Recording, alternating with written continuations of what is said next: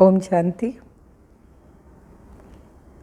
23/2/2023 के बाबा के साकार अनमोल धारणा युक्त मधुर महावाक्य हैं। बाबा ने कहा है बच्चे रात को जाग करके भी इस ज्ञान का चिंतन करो, स्वदर्शन चक्रधारी बनो। स्वदर्शन चक्रधारी बनकर के एक दूसरे को भी सावधान करो तो स्वयं भी और भी उन्नति को पाते रहेंगे। फर्स्ट उन्नति है अपनी, चाहे दूसरों की। मीठे बच्चे, तुम्हारा फर्ज है एक दो को बाप और वर्षे की याद दिला करके सावधान करना। इसमें ही सबका कल्याण समय हुआ है।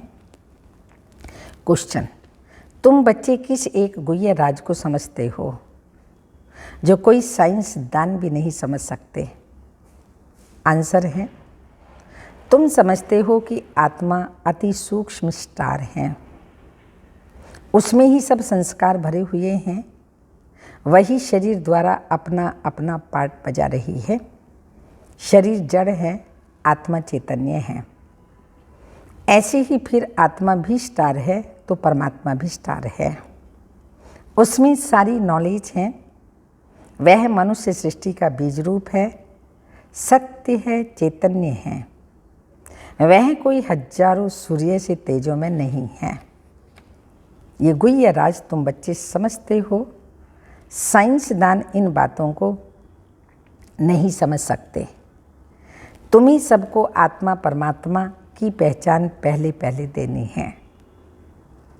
गीत माता ओ माता तो सबकी भाग्य विधाता। ओम शांति। बाप बच्चों प्रति कहे कि बच्चे स्वदर्शन चक्रधारी भव। आते ही बाबा ने वरदान दिया, बच्चे स्वदर्शन चक्रधारी भव। ये बाप ने बच्चों को सावधानी दी। बच्चों को भी एक दो को सावधानी देनी है। बाप को याद करने से झट वह नशा चढ़ जाता है। स्मृति दिलाने के लिए एक दो को सावधान करना है। जैसे आपस में मिलते हैं तो नमस्ते आदि करते हैं ना, परंतु उनसे कोई कल्याण नहीं होता। कल्याण तब होगा जब तुम बच्चे एक दो को सावधानी देंगे। स्वदर्शन चक्रधारी अक्षर में सब कुछ आ जाता है। बाप का परिचय, मर्तबे का परिचय, चक्र का भी परिचय आ गया। तो एक दो को सावधानी देना पहला फर्ज है। याद कराने से खबरदार हो जाएंगे।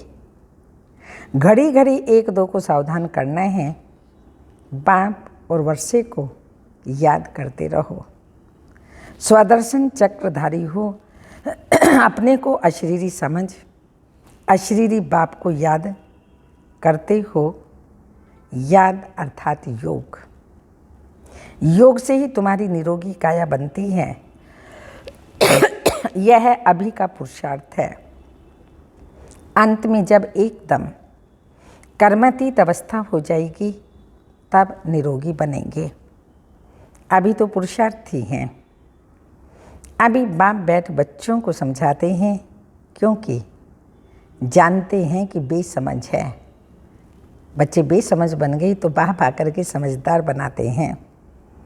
जब देवताओं आदि की पूजा करते हैं, उन्होंने ऑक्यूपेशन का कोई को पता ही नहीं, तो तुमको समझाना है। हम सबकी बायोग्राफी बता सकते हैं। पहले तो मुख्य परम पिता परमात्मा को जानना है। उसमें भी बहुत मनुष्य मूंझते हैं, कहते हैं परमात्मा का कोई नाम रूप नहीं है। तो पहली मुख्य बात है आत्मा परमात्मा का भेद और ज्ञान बताना है। वो आत्मा से परमात्मा कह देते हैं ना, लेकिन बाबा ने कहा दोनों में अंतर है। आत्मा और परमात्मा ये दो शब्द हो गए। तो बाबा ने कहा ये सबको ज्ञान बताना है। यह तो जानते हो सब आत्माएं हैं। पुण्य आत्मा, पाप आत्मा कहा जाता है। पाप परमात्मा नहीं कहेंगे।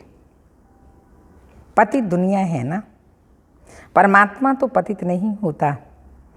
इसलिए मनुष्य को पहले पहले आत्मा को जानना है, क्योंकि आत्मा का ज्ञान कोई भी मनुष्य में नहीं है। आत्मा ही सुनती है, आत्माएं खाती पीती सब कुछ करती हैं ऑर्गन्स द्वारा। आत्मा का रूप क्या है? कहते हैं ना, चमकता है भ्रकुटी के बीच में अजब सितारा। तो आत्मा का रूप समझाना पड़ेगा ना। आत्मा का रूप कोई इतना बड़ा नहीं है। आत्मा अति सूक्ष्म है। आत्मा का रूप है जीरो अथवा बिंदी भी कहते हैं ना। अब इस पर भी विचार करना है कि आत्मा कितनी सूक्ष्म है। मनुष्य पूछते हैं आत्मा शरीर से कैसे निकलती है, कहाँ से निकलती है।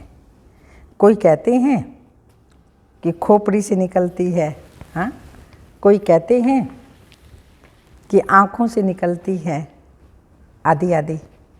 क्योंकि दरवाजे तो बहुत है ना, आत्मा के निकलने के शरीर में दरवाजे तो बहुत है ना।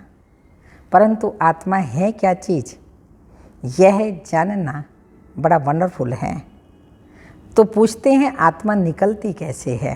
ये नहीं कहते आत्मा आती कैसे है, परंतु पहले तो मालूम होना चाहिए कि आत्मा क्या चीज़ है। कितनी छोटी सी आत्मा में 84 जन्मों का पार्ट भरा हुआ है। ये बातें मोस्ट वंडरफुल हैं। आत्मा है तो बरोबर स्टार माफिक उसको बड़ा नहीं कहेंगे। एरोप्लेन ऊपर जाने से बहुत छोटा दिखाई पड़ता है, परंतु आत्मा बड़ी नहीं होती, उनका तो रूप एक ही है। आत्मा का रूप एक ही है। तो पहले पहले आत्मा को जानना चाहिए, मैं आत्मा कैसे इस शरीर में प्रवेश करता हूँ। भल कोई को साक्षात्कार होता है, जैसे स्टार हैं, उस छोटी सी आत्मा में सब नॉलेज भरी हुई है। आत्मा है एक ही, ये बड़ा वंडर है। आत्मा के रूप का भी किसी को पता नहीं है। वास्तव में जैसी आत्माएं हैं वैसे ही परम पिता परमात्मा हैं। वह भी बाप है। भल यहाँ बाप और बच्चा छोटा बड़ा होता है, परंतु आत्मा छोटी बड़ी नहीं हो सकती। आत्मा और परमात्मा के रूप में कोई भेद नहीं है। बाकी दोनों के पार्ट में, संस्कारों में भेद है। रूप एक जैसा है, पार्ट और उनका कर्तव्य वो अलग अलग है और संस्कार अलग हैं। तो बाप समझाते हैं मेरे में क्या संस्कार हैं, तुम आत्माओं में क्या संस्कार हैं। मनुष्य आत्मा और परमात्मा के रूप को न जानने के कारण आत्मा परमात्मा एक कह देते हैं। तो बहुत बड़ा घोटाला कर दिया है। जानना बहुत ज़रूरी है। परमात्मा भी है, ब्रह्मा विष्णु शंकर भी हैं, इन सब में आत्माएं हैं। जगदम्बा सरस्वती को गॉडेज ऑफ नॉलेज कहते हैं, तो जरूर सरस्वती की आत्मा में नॉलेज होगी, परंतु उनमें कौन सी नॉलेज है ये कोई को भी पता नहीं है। सिर्फ कह देते हैं गॉडेज ऑफ नॉलेज। अखबारों में आर्टिकल्स हैं, ये कोई को पता नहीं है। आर्टिकल्स आदि पढ़ते हैं तो उस पर समझाना चाहिए। तुम कहते हो सरस्वती गॉडेज ऑफ नॉलेज, परंतु उसने कौन सी नॉलेज दी, कब दी? उनको जरूर गॉड से नॉलेज मिली होगी ना। गॉड का रूप क्या है? गॉडेज ऑफ नॉलेज यह नाम कैसे पड़ा? नॉलेजफुल तो गॉड है, उसने सरस्वती को नॉलेजफुल कैसे बनाया?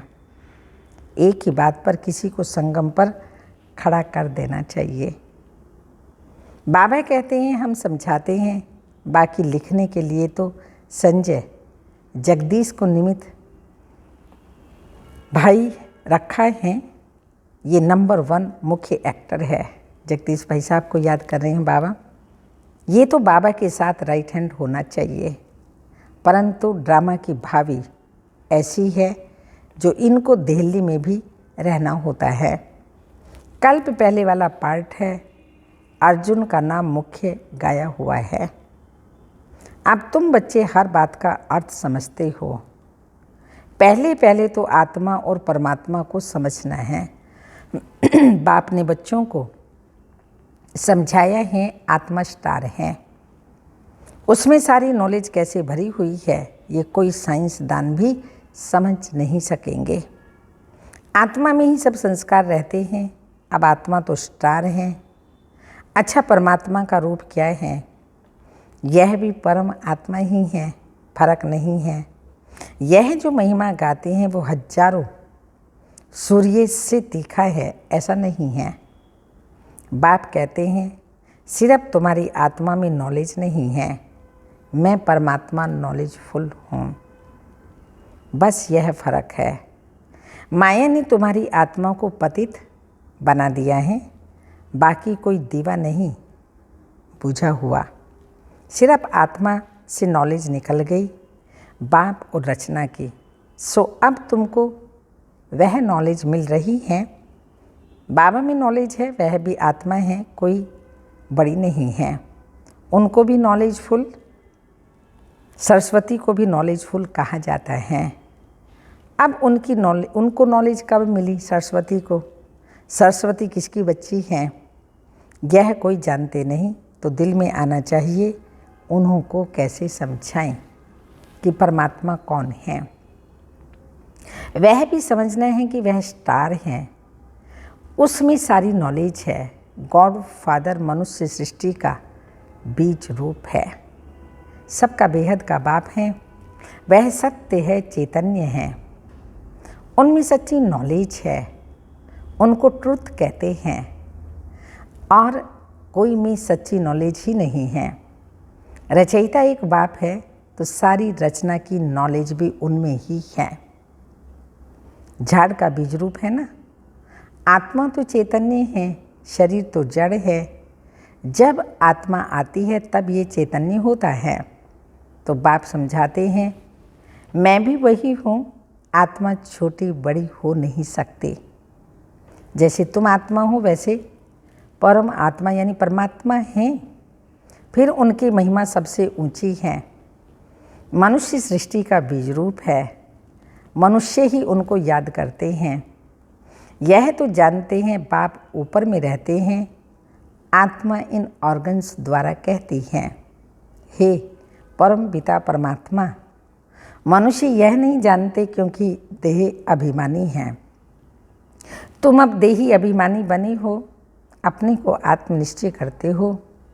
तुम जानते हो गॉड तो निराकार को ही कहा जाता है। हम उनकी संतान हैं, वो गॉड ही आकर नॉलेज देते हैं। उनको नॉलेजफुल, ब्लिसफुल कहा जाता है। रहम का सागर, सुख का सागर, शांति का सागर, ये महिमा दी गई है। तो ज़रूर बाप से बच्चों को वर्षा मिलना है। उन्होंने कोई समय आकर वर्षा दिया है, तब महिमा गाई जाती है।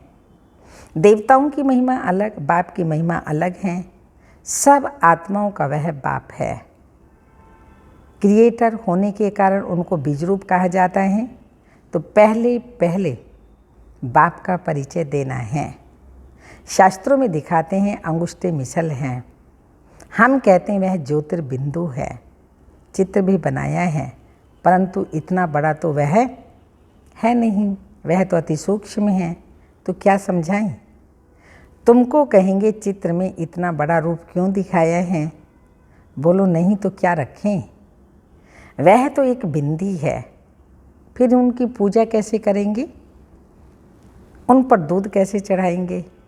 पूजा के लिए यह रूप बनाया हुआ है। बाकी यह समझते हैं कि वह परम पिता परमात्मा परम धाम में रहने वाले हैं। वह परम धाम है हमारा स्वीट होम। निराकारी दुनिया मूल वतन, सूक्ष्म वतन, फिर स्थूल वतन। बाप निराकारी दुनिया में रहते हैं। आत्मा कहते हम शांति धाम, निर्वाण धाम जावें, जहाँ यह ऑर्गन्स ना हो। आत्मा ही आकर शरीर धारण करती है। अब यह कैसे समझाएं कि आत्मा कहाँ से आती है? यह तो जानते हैं पिंड में आत्मा प्रवेश होने से चैतन्य बन जाती है। चीज़ कितनी सूक्ष्म है, उसी में सारे संस्कार भरे हुए हैं। फिर एक एक जन्म के संस्कार प्रकट होते जाएंगे। तो बाप समझाते हैं हर बात को अच्छी रीति समझना है। सरस्वती की बात पर भी समझा सकते हैं, वह किसकी बच्ची है। इस समय तुमको गॉडेज कह न सकें, सरस्वती है ब्रह्मा की बेटी, तो जरूर वह भी गॉड ऑफ नॉलेज ठहरा। ब्रह्मा के मुख कमल से दिखाते हैं ज्ञान दिया, तो ब्रह्मा का भी नाम है ना। इस समय तुम हो ब्राह्मण। भलात्मा प्योर होती जाती है, परंतु शरीर प्योर नहीं हो सकता। ये तमो प्रधान शरीर है। तो बाप समझाते हैं, बच्चे एक दो को सावधान कर, उन्नति को पाने हैं। बाप और वर्षे को याद करते रहो, स्वदर्शन चक्र को याद करते हो। पूछना चाहिए एक दूसरे से। बाबा कहते हैं एक भी ऐसी सावधानी नहीं देते होंगे कि बाप को याद करते करते नींद को जीतने वाला बनना है। इनमें तो बहुत कमाई है। कमाई में कभी थकावट नहीं होती, परंतु स्थूल काम भी तो करने पड़ते हैं, इसलिए थकावट भी होती है। बाप समझाते हैं, रात को भी जागकर बाबा से बातें करते ज्ञान सागर में डुबकी लगानी होती है। जैसे एक जानवर होता है, पानी में डुबकी लगाता है, तो ऐसे डुबकी मारने से, विचार सागर मंथन करने से देखते हैं कि बहुत पॉइंट्स आती हैं, कहाँ कहाँ से निकल आती हैं। इसको कहा जाता है रात को जागकर ज्ञान का विचार सागर मंथन करना। मनुष्य बिल्कुल ही नहीं जानते, उन्हों को समझाना है बाप है ज्ञान का सागर। उनसे वर्षा मिलना है जो आदि सनातन देवी देवता धर्म वाले सत्युग में थे। उन्हों को जरूर वर्षा मिला होगा ना। अब सारी राजधानी को वर्षा कैसे मिला। कलयुग से सत्युग होने में देरी तो नहीं लगती। रात पूरी हो, दिन होना है। कहाँ आयरन एजेड वर्ल्ड दुख धाम और कहाँ वह सुख धाम। ब्रह्मा का दिन और ब्रह्मा की रात कितना फर्क है। अभी गॉड फादर से तुमको नॉलेज मिल रही है।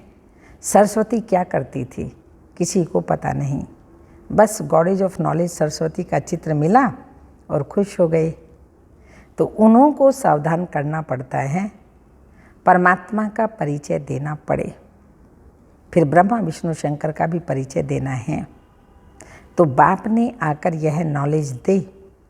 नर से नारायण बनाया है, बड़ा युक्ति से हर एक का ऑक्यूपेशन बताना है। सरस्वती भी ब्रह्मा मुखवंशावली है, तो जरूर परम पिता परमात्मा आया, उसने ब्रह्मा द्वारा मुखवंशावली रची। पहले पहले नॉलेज किसको दी। कहते हैं कलश सरस्वती को दिया, बीच से ब्रह्मा को गुम कर दिया है। यह किसी को पता नहीं है कि ब्रह्मा तन में आकर माताओं को कलश दिया है।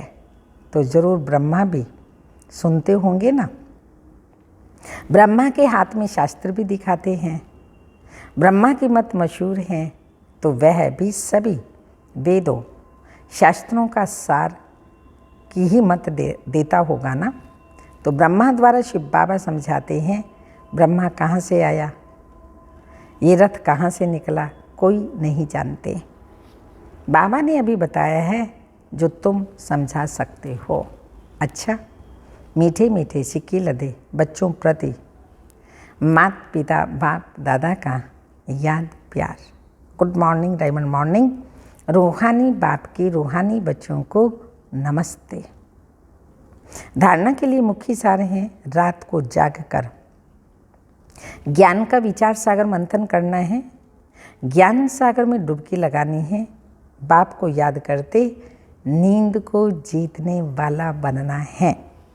सेकंड पॉइंट, स्वदर्शन चक्र फिराते रहना है, आपस में बाप और वर्षे की याद दिलाते एक दो को सावधान कर उन्नति को पाना है। वरदान है स्वयं को संगम युगी समझ, व्यर्थ को समर्थ में परिवर्तन करने वाली समर्थ आत्म भाव। यह संगम युग समर्थ युग है, तो सदा ये स्मृति रखो कि हम समर्थ युग के वासी, समर्थ बाप के बच्चे, समर्थ आत्माएं हैं। तो व्यर्थ समाप्त हो जाएगा। कलयुग है व्यर्थ। जब कलयुग का किनारा कर चुके संगम युगी बन गए तो व्यर्थ से किनारा हो गया। यदि सिर्फ समय की भी याद रहे तो समय के प्रमाण कर्म स्वतः ही चलते रहेंगे। आधा कल्प व्यर्थ सोचा, व्यर्थ किया, लेकिन अब जैसा समय जैसा बाप वैसे बच्चे। स्लोगन: जो सदा ईश्वरीय विधान पर चलते हैं वही ब्रह्मा समान मास्टर विधाता बनते हैं। जो सदा ईश्वरीय विधान पर चलते हैं वही ब्रह्मा बाप समान मास्टर विधाता बनते हैं। आज का व्यक्ति शरण प्रत्यक्षता करने के लिए अब लास्ट सो फास्ट पुरुषार्थ है प्रतिज्ञा। कोई भी बात की प्रतिज्ञा करना कि यह करना है, यह नहीं करना है, संकल्प किया और स्वरूप हुआ, ऐसी प्रतिज्ञा ही प्रत्यक्षता के निमित्त बनेगी। तो प्रतिज्ञा से अपने को और बाप को प्रत्यक्ष करो। ओम शांति।